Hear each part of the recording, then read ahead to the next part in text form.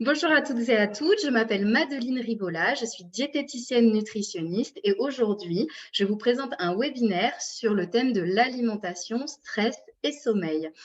L'objectif de ce webinaire, c'est de mieux comprendre les liens entre le stress, le sommeil et l'alimentation, comme son titre l'indique, et de pouvoir vous donner des clés pour améliorer votre quotidien et aborder les choses peut-être d'une autre manière avec de nouvelles connaissances. Je vais donc utiliser ce support pour vous présenter le webinaire du jour. Globalement, qu'est-ce qu'il faut savoir? Il faut savoir qu'aujourd'hui, 55% des Français et Françaises se sentent stressés au travail. C'est une étude ADP Research Institute qui nous donne cette information-là. Pourquoi les gens sont stressés? Il y a bien sûr différentes raisons, hein. Elles peuvent être très nombreuses. C'est vrai que le stress, c'est pas anodin dans le quotidien. Ça peut avoir de lourdes conséquences sur notre santé et sur notre sommeil. Et puis, parlons de sommeil, hein. Il y a plus d'un tiers des Français qui dorment moins de 6 heures aujourd'hui, selon le baromètre de santé publique.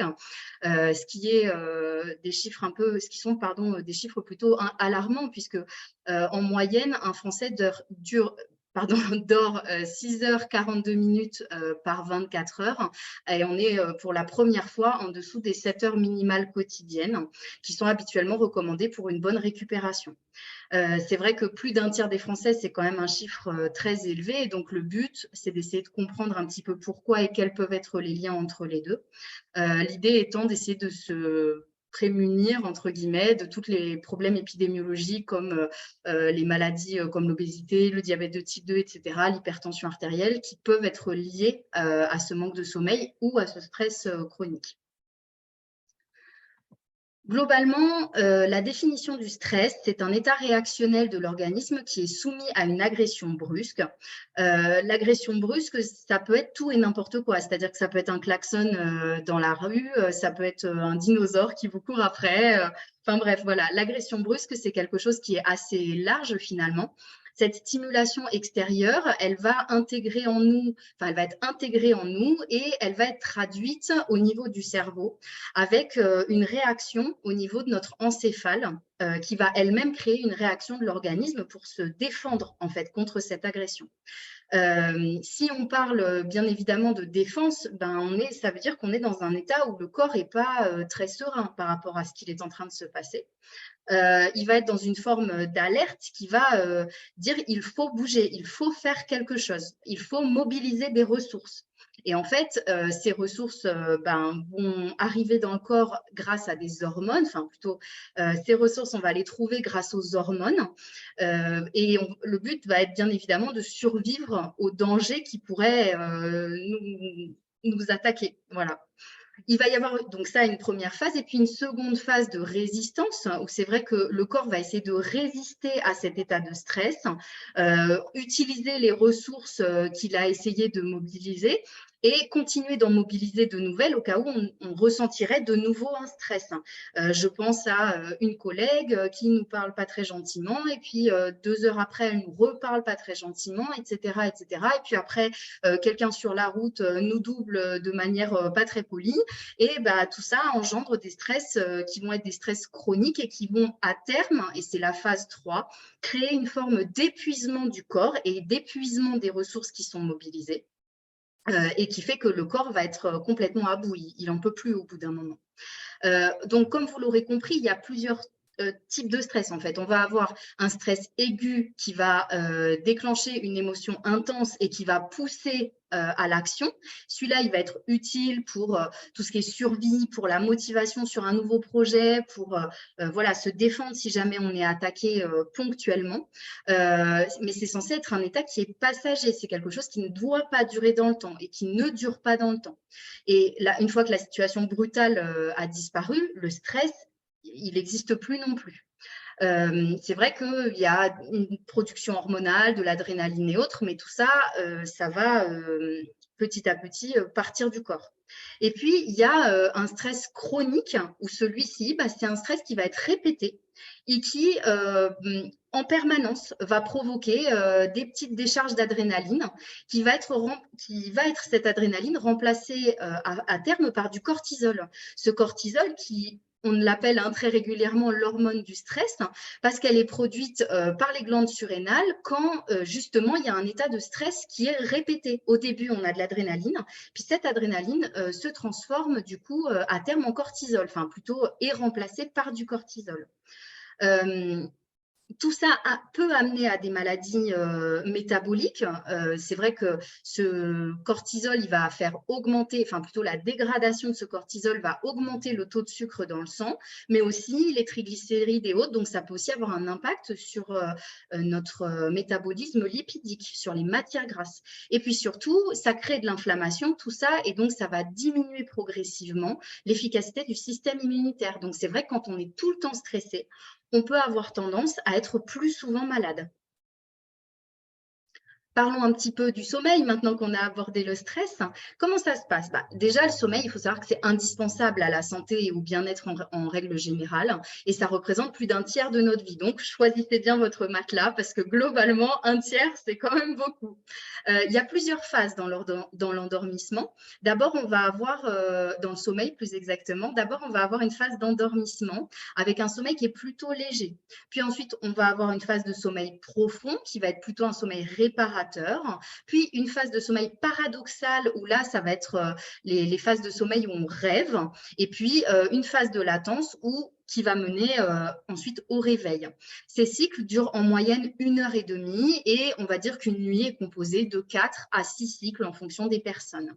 Le rôle de sommeil, il est capital pour notre organisme, que ce soit pour la croissance, le renouvellement des cellules, des tissus, la maturation cérébrale, le développement et la préservation de nos capacités cognitives avec le tri de tout ce qui s'est passé dans la journée, et puis aussi l'ajustement de nombreuses sécrétions d'hormones dans le corps. Il y a aussi un impact sur la température interne, etc. Donc, comme vous pouvez l'entendre et le constater, ce sommeil, il est essentiel. Donc, quand chroniquement je manque de sommeil, forcément, j'ai un corps qui risque de développer aussi des pathologies. On continue sur le sommeil. Globalement, donc, on a plusieurs cycles dans une journée. D'abord, on va avoir des cycles de sommeil et puis des cycles de réveil. C'est vrai que les deux sont étroitement liés parce que quand j'ai un sommeil de mauvaise qualité, généralement, je vais avoir des difficultés de fonctionnement dans la journée et du coup, je peux être amenée à me sentir plus stressée. C'est là qu'on commence à comprendre le lien entre stress et sommeil. Cette journée, elle va être très mal gérée émotionnellement et puis personnellement parce que je me sens fatiguée, donc plus stressée, plus, plus irritable. Et donc, cette irritabilité va aussi perturber derrière la qualité de mon sommeil, puisque je vais me coucher en ayant plein de pensées qui ne sont pas forcément des pensées très positives, etc. Donc, on constate vraiment ce cercle vicieux entre un sommeil de mauvaise qualité, l'anxiété que tout cela peut créer, etc. Et puis, je pense qu'on l'a tous déjà ressenti, quand on a passé une mauvaise nuit, on a un manque d'énergie, on a tendance à avoir envie de manger des choses, et on y reviendra, mais qui sont peut-être qu'on ne va pas cuisiner, qui ne sont pas forcément très équilibrées, etc. On va se sentir plus irritable. On va avoir un peu ce truc de cocon, on va avoir envie d'être dans un cocon parce que un besoin de se protéger aussi, on se sent plus fragile tout simplement et on va avoir plus de mal à se concentrer. Donc on voit bien ici les limites en fait que le corps va ressentir quand on n'a pas un sommeil d'assez bonne qualité. J'ai commencé à l'introduire, donc les impacts du manque de sommeil. La première, ça peut être la prise de poids parce que, comme on l'a dit tout à l'heure, pendant le sommeil, on va avoir des hormones qui vont être produites et qui vont être des hormones qui régulent l'appétit et qui vont permettre au corps, quand il est réveillé, d'avoir moins d'envie, de grignotage, de choses comme ça. C'est vrai que quand je ne dors pas suffisamment, je ne laisse pas la possibilité à mon corps d'avoir cette production hormonale et donc je vais avoir tendance tendance à avoir envie de manger plus ou de manger moins bien. Ça va favoriser une prise alimentaire qui est plus une prise alimentaire plaisir ou peut-être sucré ou salé gras hein, pour ceux qui ont plus des appétences pour ces produits-là, plutôt qu'une prise alimentaire normale avec une assiette équilibrée, etc.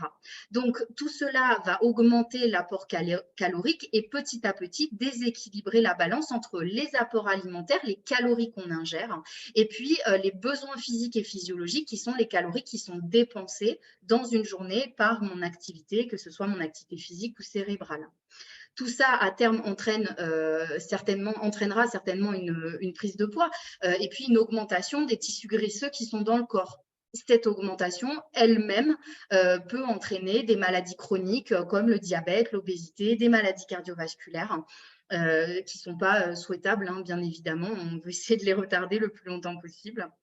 Ensuite, il y a une sédentarité, hein, parce que quand on est fatigué, on n'a qu'une envie, c'est de se reposer, c'est d'être dans son canapé ou dans son fauteuil bien tranquillement et pas tellement d'aller faire de la course à pied ou autre parce qu'on est déjà en manque d'énergie. Donc, on ne va pas en plus donner de l'énergie pour faire de l'activité physique. Et puis, on en a parlé un petit peu tout à l'heure, mais c'est vrai qu'il y a une certaine forme de vulnérabilité aussi parce que quand je suis fatiguée, je suis plus irritable, j'ai moins de résistance au stress, j'ai plus le besoin d'être dans un petit cocon, de me protéger. Et tout ça, en plus, ça amenuise toutes les réserves de vitamines, de minéraux dans le corps et des vitamines et minéraux essentiels comme par exemple le magnésium, le fer, les vitamines antioxydantes, etc. Et c'est pour ça qu'à terme, ça crée vraiment une fatigue du corps, une fatigue corporelle qui est épuisante en fait et qui nous épuise. Au-delà du sommeil, les impacts du stress sur l'organisme, bon, on a commencé hein, déjà un petit peu à l'aborder, mais c'est vrai que quand on va avoir des stress aigus, donc on en parlait au début, hein, des deux sources de stress, aigus, ça va être quand c'est ponctuel. Ce stress aigu, il va avoir un effet direct sur le fonctionnement du cœur, chez les personnes qui sont sensibles à ça, et même sur les personnes un peu moins sensibles. Hein, dans tous les cas, il y a une réaction physiologique, et ça peut entraîner des accidents cardiovasculaires pour les plus sensibles. On va avoir un cœur qui bat plus vite, une pression artérielle qui va augmenter, des artères qui, elles, vont plutôt se rétrécir pour permettre au sang de passer plus rapidement.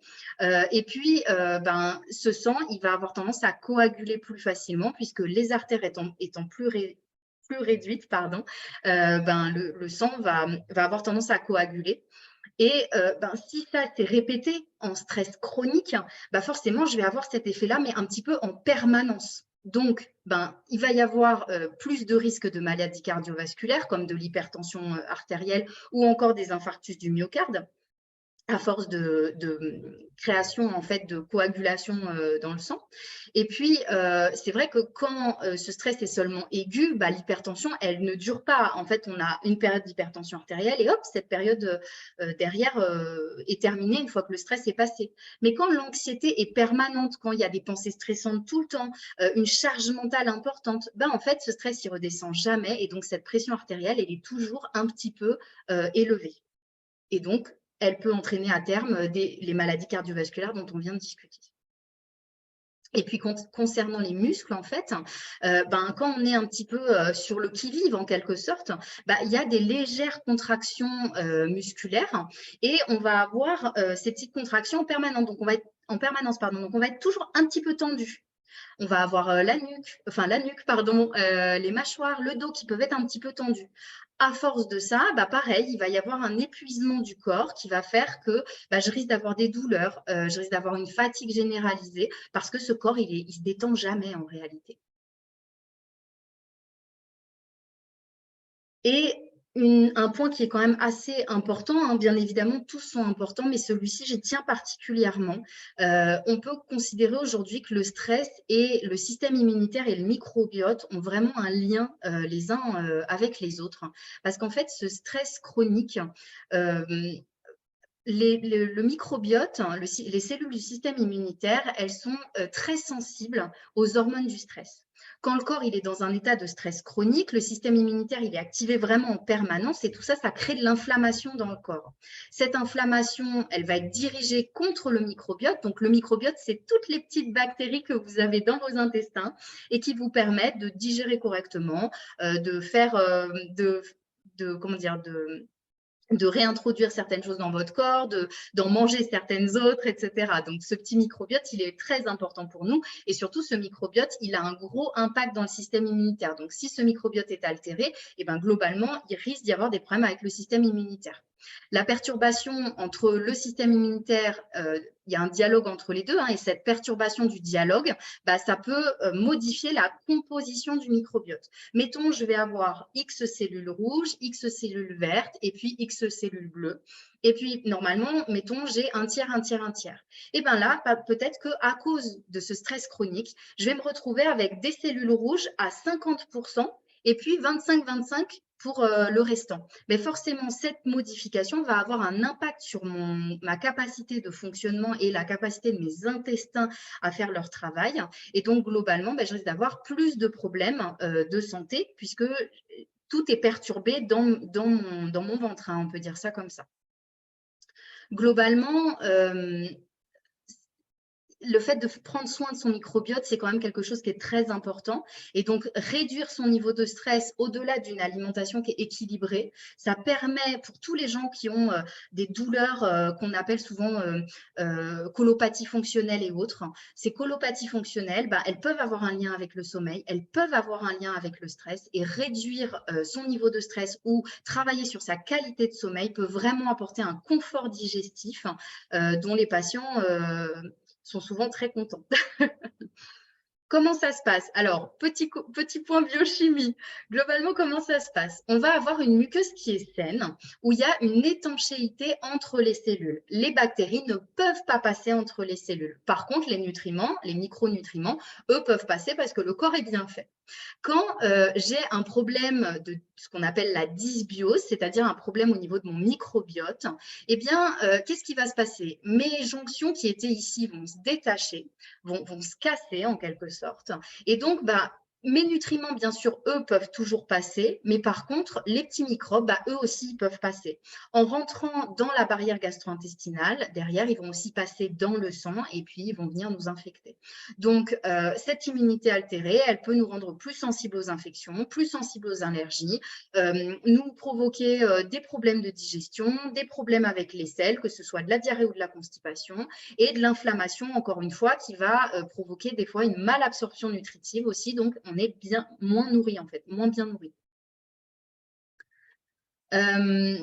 Tout ça perturbe en fait l'axe intestin-cerveau puisque les deux communiquent l'un avec l'autre. En tout cas, il y a des études qui tendent à montrer en fait que selon la composition du microbiote, il est capable, ce microbiote, d'influencer la réponse au stress et même d'influencer l'humeur, c'est-à-dire notre capacité à gérer nos émotions, à interagir avec autrui, etc. Et que grâce à l'alimentation, mais aussi à la gestion d'un bon sommeil, etc., c'est possible de préserver une bonne santé du microbiote et donc à être en meilleure santé globale. Que doit-on manger pour contrer les effets du stress? On parle concrètement, qu'est-ce que ça donne?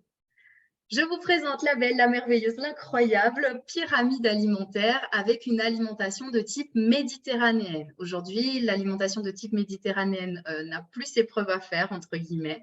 Elle est vraiment recommandée dans par beaucoup de professionnels de santé pour ses bienfaits sur l'inflammation chronique, sur la durée de vie, sur les maladies lipidiques, sur le diabète, qui est une maladie du coup du sucre, etc. Donc, c'est vraiment une alimentation qui fait assez l'unanimité, disons-le.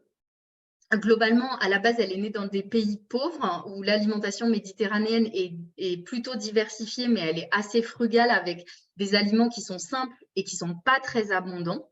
Et elle utilise souvent des ressources qui sont, entre guillemets, faciles à obtenir. Donc, elle a quand même l'intérêt de ne pas être difficile à mettre en œuvre. Qu'est-ce qu'on a dans cette pyramide? De l'eau. Bah oui, parce que l'eau, en fait, c'est la base de très, très, très nombreuses réactions métaboliques. Et si je manque d'eau, si j'ai un corps qui n'est pas suffisamment bien hydraté, c'est vrai que ce corps, il peut avoir des difficultés de fonctionnement. Donc, l'idée, c'est d'essayer de boire régulièrement des petites quantités d'eau et d'avoir un corps, grâce à ça, qui est bien hydraté. Ensuite, elle va être composée de céréales, légumineuses, de pommes de terre, de ce qu'on appelle les féculents en fait, et aussi de légumes, de fruits, d'épices, d'herbes, d'huile d'olive, des choses qui donnent du goût et qui sont bonnes pour notre santé. Concernant les céréales, ça va être l'essentiel de l'apport énergétique, c'est ce qui va nous amener des glucides, des sucres. Ces sucres, ils permettent quoi? Ils permettent de nourrir le cerveau, qui est quand même pas un élément petit dans notre corps, et qui permet aussi de nourrir notre sang. On les appelle des éléments glucodépendants. Ensuite, c'est vrai que ce blé, on va pouvoir le retrouver dans le pain, on va pouvoir le retrouver dans les pâtes, dans la semoule, etc. C'est vraiment quelque chose qui est très répandu et qu'on peut trouver facilement dans les commerces. Ensuite, on va avoir les légumineuses. Donc, les légumineuses, ça va être les pois chiches, les fèves, les haricots secs, les lentilles, etc. Dans notre culture française, c'est vrai qu'on n'a pas beaucoup tendance à consommer de légumineuses, à part peut-être avec le cassoulet, mais sinon, on n'a pas trop dans nos habitudes cette consommation-là. Et pourtant, ces aliments-là sont des aliments extraordinaires parce qu'ils contiennent des bonnes fibres, de bonne qualité, des glucides qui sont aussi intéressants sur le plan nutritif et surtout qui sont très rassasiants. Donc, ces légumineuses sont vraiment recommandées dans l'alimentation. Et si vous pouvez les intégrer 2 ou 3 fois par semaine, c'est vraiment très chouette. Ensuite, on va avoir les légumes et les fruits frais. On va avoir voilà, les légumes, donc en général, je n'ai pas besoin de les détailler. Et puis, les fruits frais, aussi, qui vont être une source de vitamines, de minéraux, de fibres.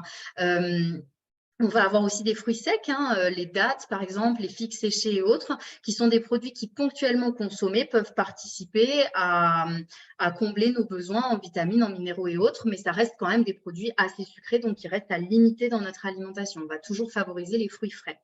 Globalement, pour manger plus de fruits et légumes, comment on fait? On va prendre du frais, on va prendre du surgelé, on va prendre des produits en conserve, on va essayer d'en avoir toujours chez soi parce que ça permet qu'ils soient toujours disponibles et donc de pouvoir facilement les consommer, les cuisiner, etc. Je mets une petite note sur les produits surgelés. On va essayer de plutôt les choisir neutres, pas des choses cuisinées, etc. Le but, c'est d'avoir une alimentation qui est quand même la plus brute possible. Donc, les courgettes, par exemple, déjà lavées, coupées en dés, etc. Et pour les légumes en conserve, on va plutôt les rincer parce qu'elles sont pleines de sel. Et c'est vrai que ce sel, pareil, ça favorise l'hypertension artérielle. Donc, on va rincer ces fameuses légumineuses. Ces fameux légumes en conserve. Ensuite, on va avoir l'huile d'olive à chaque repas. Cette huile d'olive, elle est riche en oméga 9. C'est une huile de bonne qualité. En plus, elle se tient à la cuisson. Donc, c'est vrai que c'est plutôt un bon produit. Maintenant, vous pouvez aussi utiliser, quand vous faites des salades et autres, des huiles de noix, des huiles de noisettes, etc., qui doivent être conservées au réfrigérateur parce qu'elles sont très sensibles à la chaleur et aussi à la lumière. Et donc, c'est vrai qu'avec ce mélange de matières grasses végétales qui contiennent des oméga 9, des oméga 3, on va avoir plutôt quelque chose de cardioprotecteur qui est bon pour l'organisme. Ensuite, on parle un petit peu des oléagineux. On considère qu'une portion par jour est plutôt cardioprotectrice et plutôt protectrice aussi pour le système lipidique, pour le cholestérol. Et donc, une petite poignée par jour, ça suffit à combler nos besoins. Ça fait une super collation qui s'emmène facilement. Donc, on vous invite à consommer plus d'oléagineux.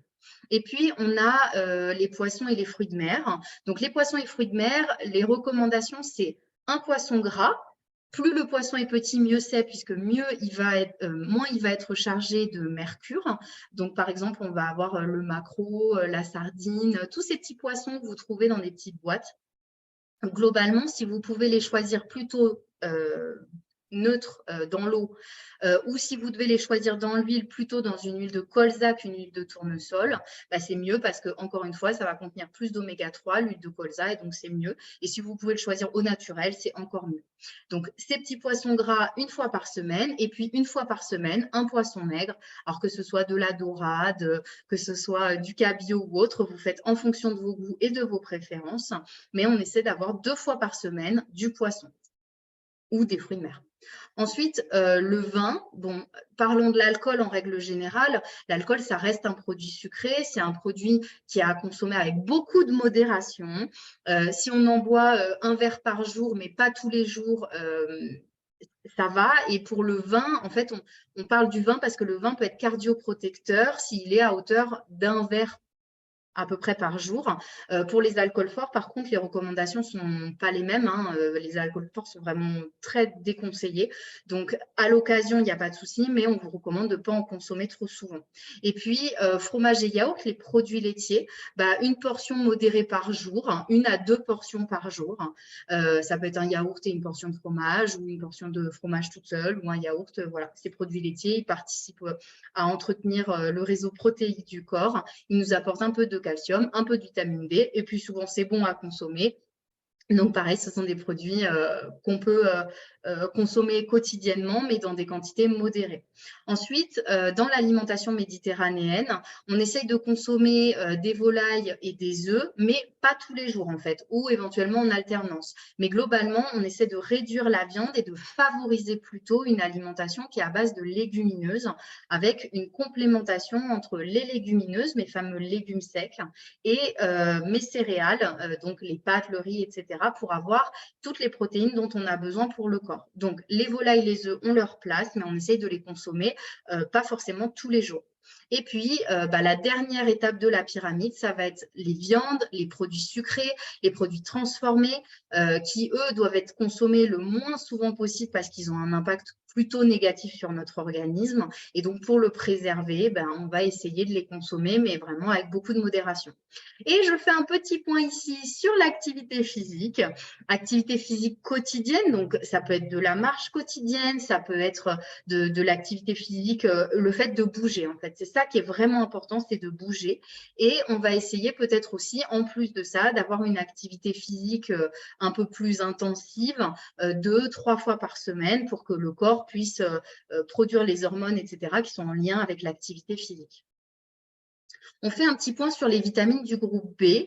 En fait, on sait qu'une consommation en dose supérieure au minimum et aux doses minimum qui sont recommandées, ça pourrait réduire la perception du stress, de l'hostilité et la sensation d'abattement quand on a un état dépressif. Donc, globalement, ces vitamines-là peuvent aider à se sentir moins anxieux, moins stressé.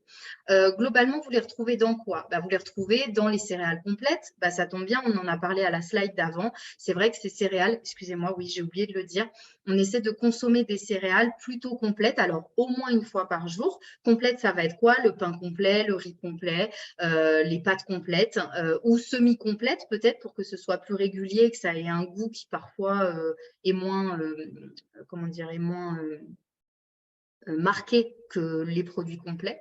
Donc, globalement, on les retrouve dans la B3, on la retrouve dans les céréales complètes. Bon, c'est vrai que les céréales complètes, c'est quelque chose qu'il faut consommer et en plutôt bonne quantité puisque ça faisait partie du bas de la pyramide alimentaire.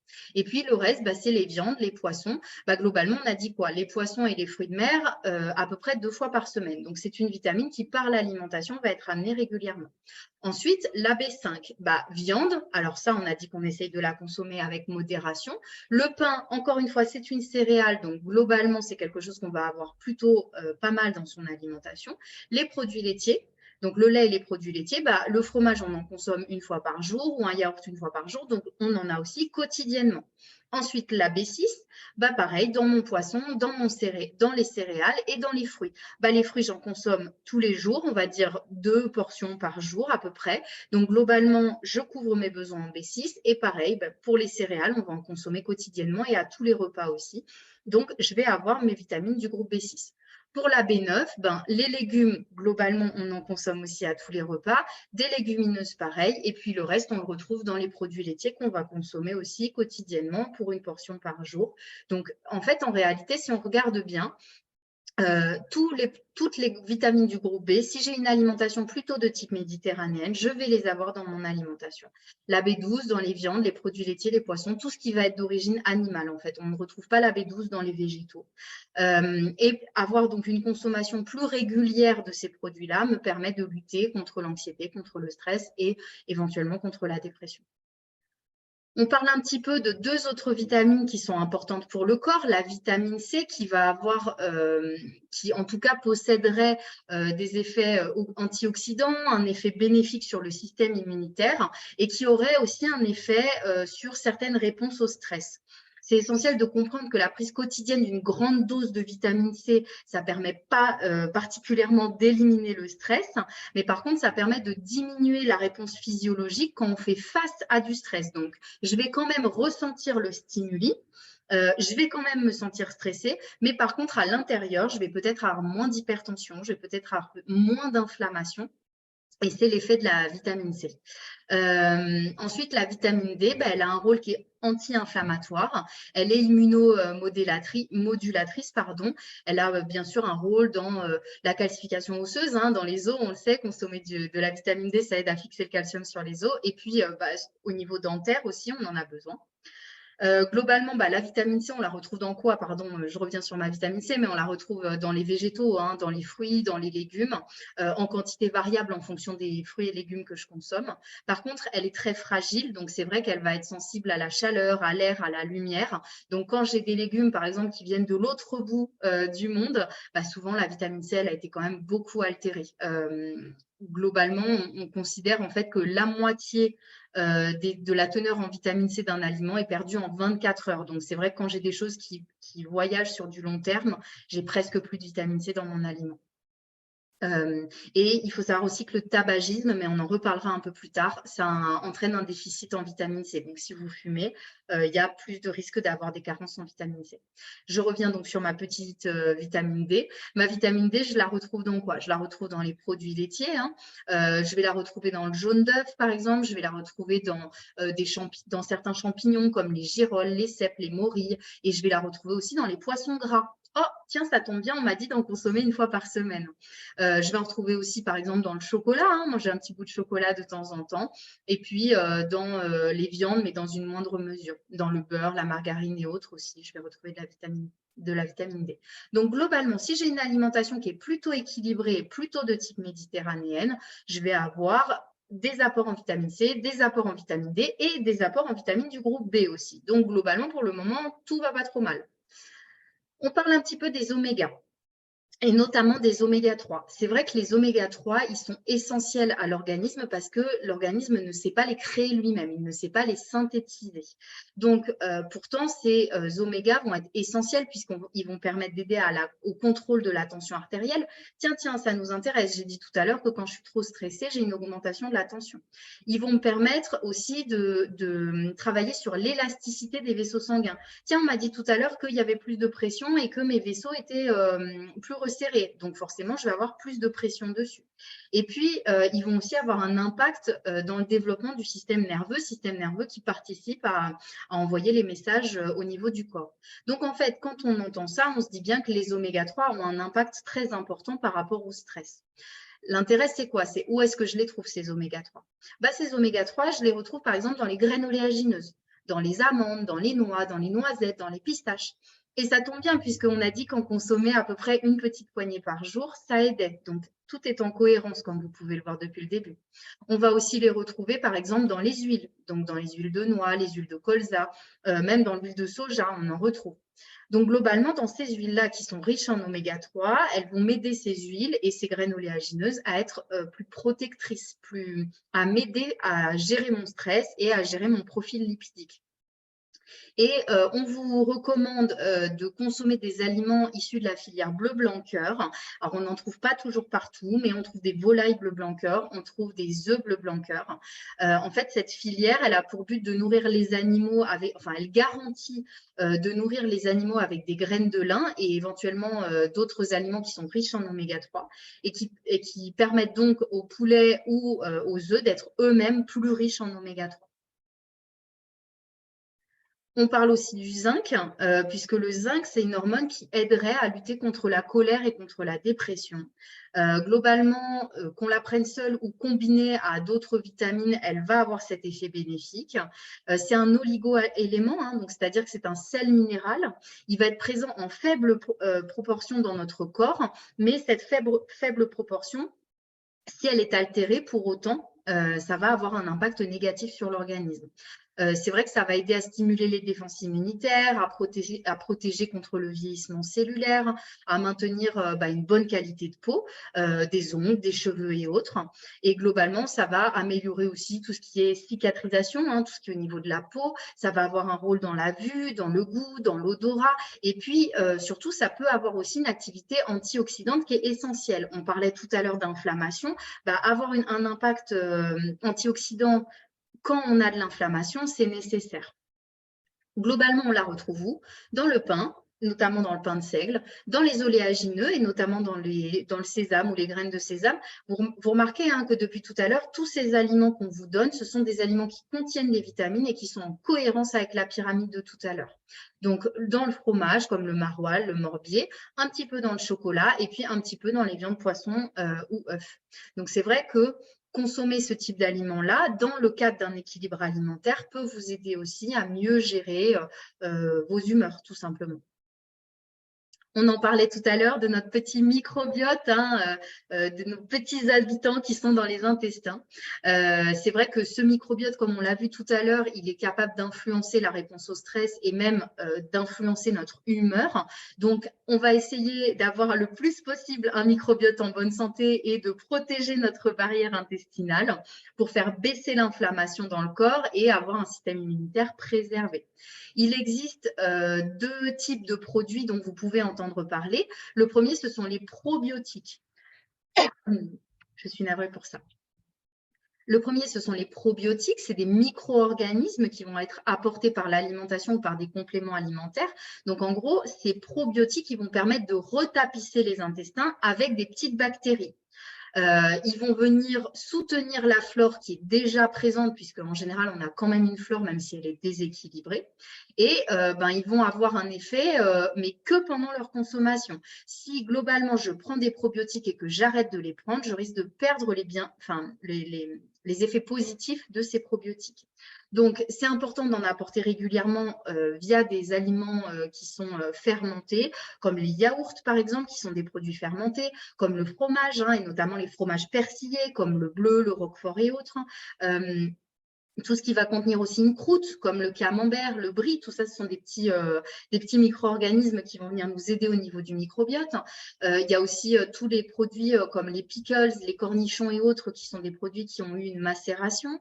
Le pain au levain, puisque le levain, pareil, c'est un petit organisme et ça va nous aider au niveau digestif. Et puis, tout ce qui va être lacto-fermenté en règle générale, les choucroutes, le chou rouge, le chou blanc et autres. Et des boissons qui sont un petit peu connues maintenant, comme le kombucha ou le kéfir, qui vont aussi aider à aider au transit intestinal et à refaire le microbiote. Attention avec ces produits-là, quand même, il ne faut pas les consommer en trop grosse quantité, parce que sinon, on peut avoir des désordres gastro-intestinaux comme de la diarrhée et autres, donc à intégrer, mais progressivement. Et puis ensuite, on va avoir les prébiotiques. Les prébiotiques, c'est des fibres alimentaires qui vont nourrir qui vont nourrir les micro-organismes qu'on vient de rajouter dans les intestins. Et donc, c'est important d'en avoir très régulièrement, parce que si j'ai rajouté des probiotiques, des petites bactéries, mais que je ne les nourris pas, elles vont à nouveau mourir ou elles vont à nouveau être éliminées. Tous ces prébiotiques, je vais les trouver dans quoi? Je vais les trouver dans le seigle, dans l'avoine, dans les pommes de terre, dans le riz, dans les artichauts, dans les oignons. Bref, je vais les trouver dans plein d'aliments et c'est l'intérêt de manger des fibres. C'est parce que ces fibres, elles vont venir aider à nourrir nos micro-organismes qui sont dans le ventre. On parle des fibres. Dans quoi on trouve des fibres? Des fibres, on en trouve par exemple dans le pain, dans les pâtes, dans le riz. On en trouve dans les oléagineux, on en trouve dans les fruits. On en trouve ici dans les légumes, on en trouve dans les lentilles, donc dans les fameuses légumineuses dont on parlait tout à l'heure. Et puis, on en trouve aussi dans le riz, dans le quinoa et autres. Il faut quand même se rendre compte que, par exemple, pour une tranche de pain complet de 40 grammes, pour avoir le même taux de fibre, c'est-à-dire 3 grammes de fibre, il faut 3 grandes tranches de pain demi-blanc. Ça veut dire quoi? Ça veut dire que plus j'ai une alimentation qui est nutritive, avec des aliments qui sont relativement bruts, qui sont relativement de bonne qualité, moins il m'en faut pour nourrir correctement mon corps. Et donc, moins aussi, je vais avoir de calories associées et de risque de surpoids. De l'autre côté, si je mange par exemple du pain de mie, qui est un produit de consommation courante, mais qui n'est pas un produit de très grande qualité nutritionnelle, eh ben, il va m'en falloir beaucoup plus et ce beaucoup plus peut créer une surcharge pondérale à terme et peut-être même du diabète et autres. Donc, globalement, par rapport aux fibres et par rapport à l'alimentation, favoriser une alimentation qui est brute et qui est très nutritive et intéressante sur le plan des minéraux, des vitamines, des macronutriments et micronutriments, c'est quelque chose qui va participer à ce que je sois en bonne santé. Les apports en fibres recommandés journaliers, hein, c'est entre 25 et 30 grammes par jour pour participer aussi au transit intestinal, hein, puisque si je ne mange pas suffisamment de fibres, souvent je vais avoir tendance à la constipation. Quoi manger pour mieux dormir? On a parlé du stress, on a parlé de nos petites microbiotes. Maintenant, on va parler du sommeil. Globalement, nous, qu'est-ce qu'on vous recommande? Et toujours en adéquation et en accord avec notre pyramide de tout à l'heure, ben, c'est plutôt d'avoir des repas qui sont faciles à digérer et notamment le soir. Parce que si le soir, je me sens lourd avant de dormir, ben, je vais être sur la digestion et je risque d'avoir des difficultés à m'endormir correctement et sereinement. Donc, pour composer un repas qui est facile à digérer, qu'est-ce que je vais mettre dedans? Ben, je vais plutôt mettre des aliments qui sont pauvres en matières grasses cuites. Donc, je vais éviter tout ce qui est sauce, tout ce qui est friture, etc.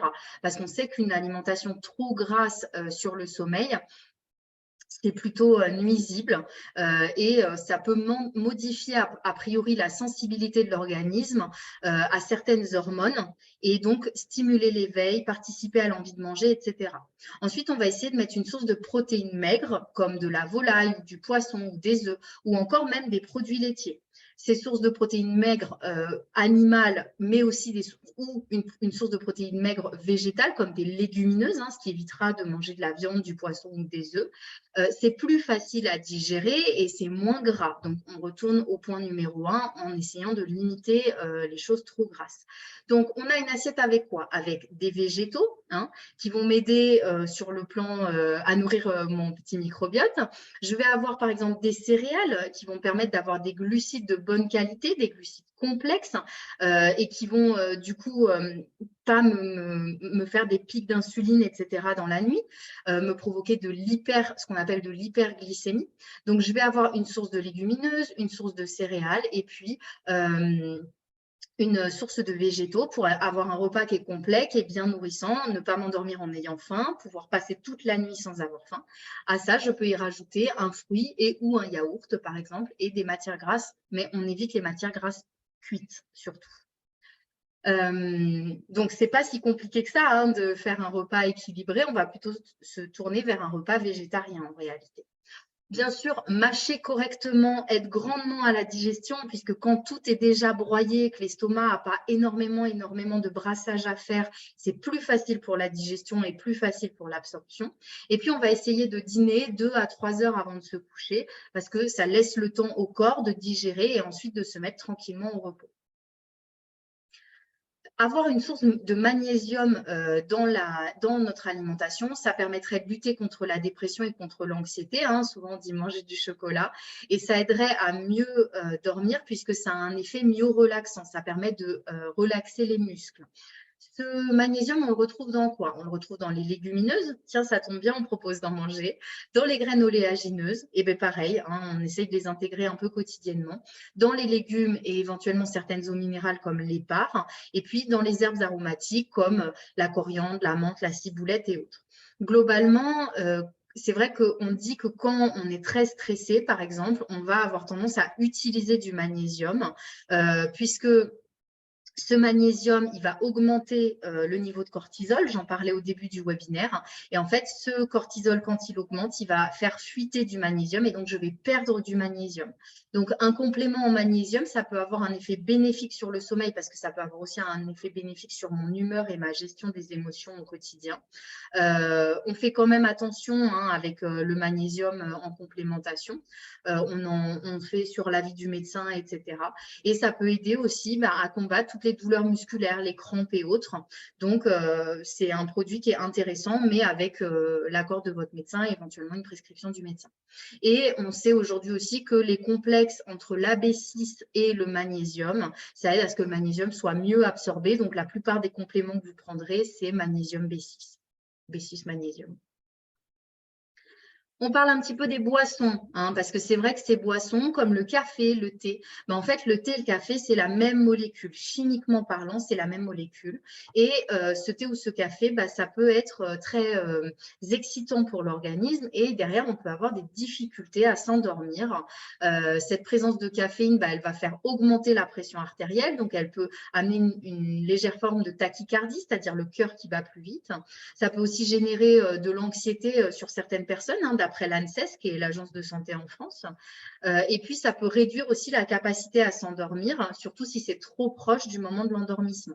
À savoir qu'en plus, le thé et le café, ça met entre 4 et 6 heures à agir. Donc, en fait, si j'ai bu un café à 4 heures, ça peut avoir un effet délétère sur mon endormissement entre 20 heures et 22 heures. Ou même sur ma capacité à me relaxer à ce moment-là. Donc, on fait quoi? On essaye de limiter les cafés à pas plus de 3 par 24 heures et on favorise, si on aime le goût du café, plutôt les cafés décaféinés. Si j'aime le thé, même chose, je vais plutôt essayer de limiter le thé et de consommer des tisanes. Faites attention, alors tisane, il peut y avoir du thé dedans, il n'y a que dans les infusions où on est sûr qu'il n'y a pas de thé. Donc, faites attention quand vous êtes dans les magasins. Et on va essayer de limiter tous les sodas qui contiennent de la caféine et globalement tous les sodas hein, tout court qui contiennent beaucoup de sucre, en n'oubliant pas que l'eau, c'est la seule boisson indispensable et c'est la seule qui nous hydrate vraiment correctement.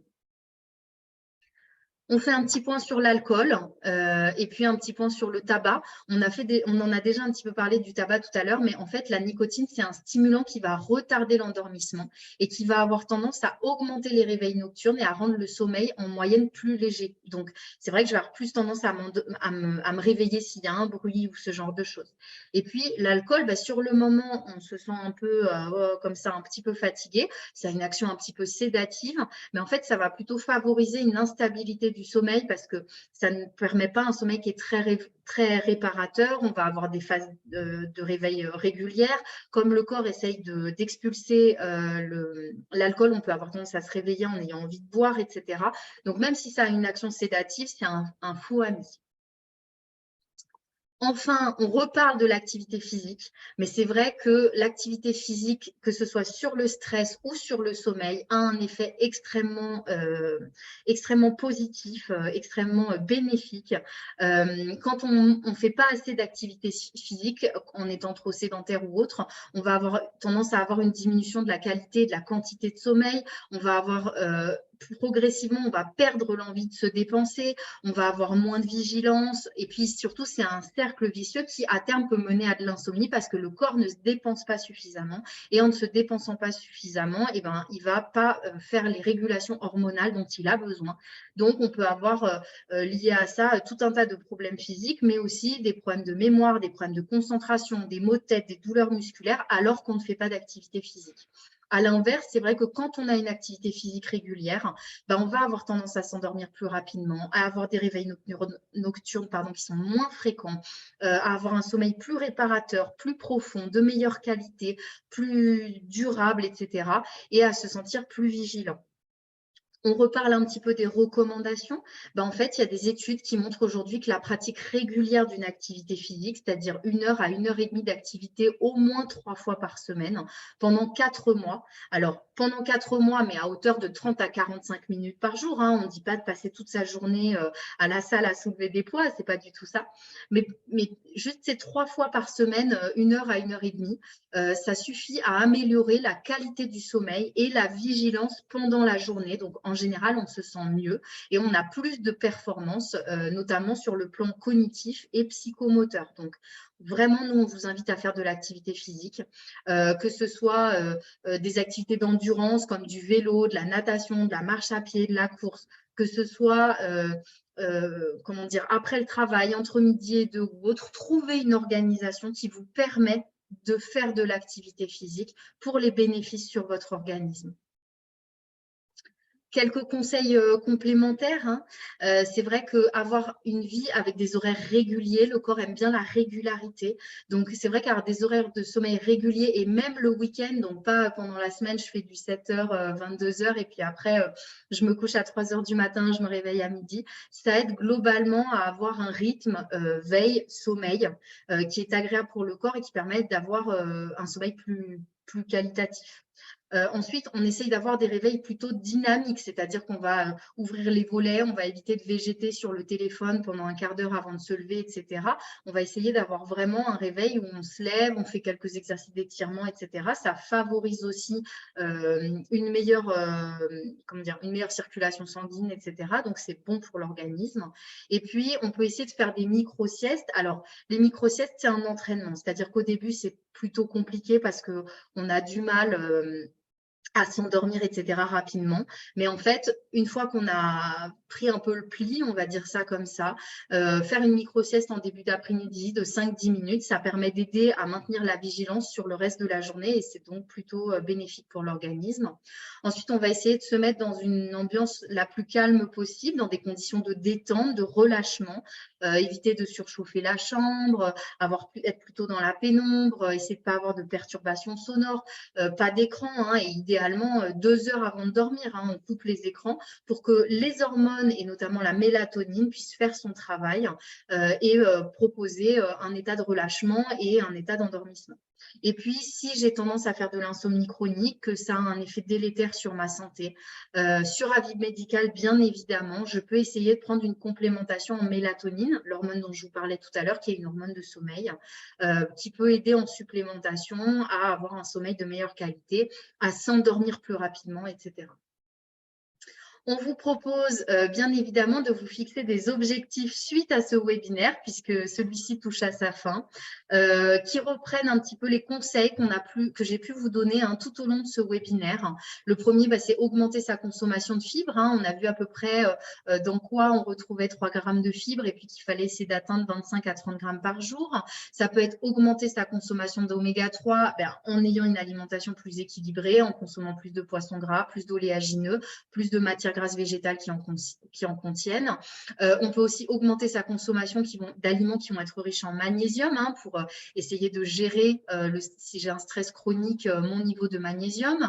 Manger végétalien une ou plusieurs fois par semaine en intégrant des légumineuses et des céréales dans mon alimentation. Le tabac, bon, je ne peux que vous en parler, réduire ou arrêter de fumer, ça pourra que être bon pour vous. Essayer de réduire sa consommation d'alcool si elle est trop régulière et qu'elle a un effet négatif sur votre stress ou votre sommeil. Et puis, pratiquer une activité physique régulière pour aider le corps à se réguler et à être en pleine forme. Donc voilà, nous, ce qu'on vous propose, ce n'est pas de vouloir faire tous les objectifs si plusieurs vous concernent, c'est plutôt de les prendre un par un et de se dire, voilà, je m'en fixe un, mais je le fais bien. Et puis, une fois que celui-là sera devenu une routine, eh bien, j'en prends un autre et puis je ferai celui-là plus tard. Mais on s'en fixe un qui nous paraît atteignable, on l'atteint et puis on s'en fixe un autre. J'espère que ce que vous avez retenu, de toute façon, s'il y a des choses qui vous manquent, vous pourrez regarder à nouveau le replay de ce webinaire. Vous avez ici dans les objectifs quand même une partie de ce qui s'est dit pendant ce webinaire. Enfin, je vous remercie de m'avoir écouté pendant cette heure et je vous souhaite une très bonne continuation avec tous les conseils que j'ai pu vous donner, une alimentation équilibrée et surtout le sourire. Soyez heureux.